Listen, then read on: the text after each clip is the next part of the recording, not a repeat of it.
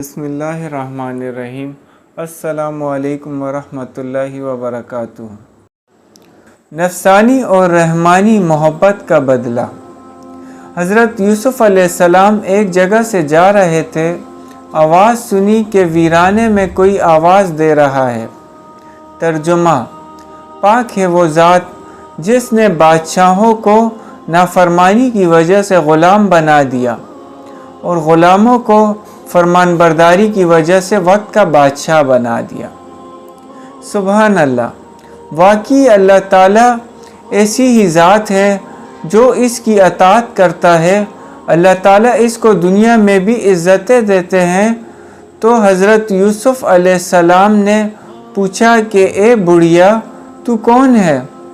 کہنے لگی، ترجمہ: میں ہی وہ ہوں جس نے تمہیں سونے، چاندی، ہیرے اور موتیوں کے بدلے خریدا تھا۔ اللہ اکبر! زلیخا کو یوسف علیہ السلام سے محبت تھی، ملکہ سے ہٹا کے بیکارن بنا دی گئی، اور یوسف علیہ السلام کو اللہ تعالیٰ سے محبت تھی، اللہ تعالیٰ نے غلامی سے نکال کر وقت کا بادشاہ بنا دیا۔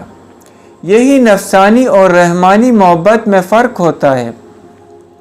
ہر دور، ہر زمانے میں جو یوسف علیہ السلام کے نقش قدم پر چلے گا، اللہ اسے فرش سے اٹھائیں گے اور عرش تک پہنچائیں گے، اور جو زلیخا کے نقش قدم پر مخلوق کی محبت میں گرفتار ہوگا، اللہ تعالیٰ اسے ملکہ کے درجے سے ہٹا کر اس کو بیکارن بنا کر کھڑا کر دیں گے۔